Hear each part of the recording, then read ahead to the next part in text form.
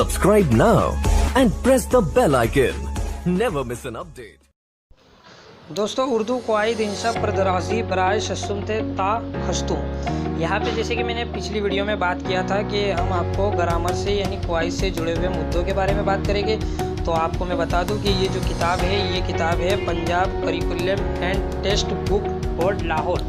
ये आप वेबसाइट से जाकर भी डाउनलोड कर सकते हैं। अगर आपको ये किताब चाहिए तो आप हमारे टेलीग्राम जो नीचे लिंक दी हुई है उस पर जाकर भी आप ये डाउनलोड कर सकते हैं। ये किताब आपको वहाँ पर हासिल हो जाएगी।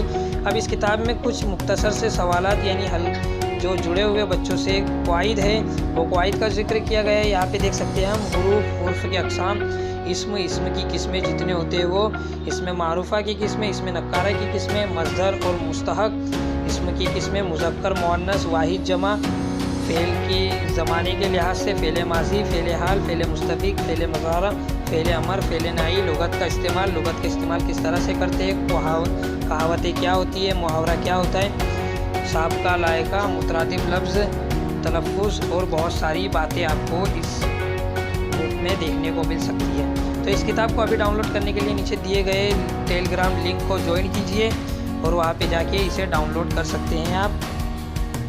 तो देखते हैं हम यहाँ पे अब जो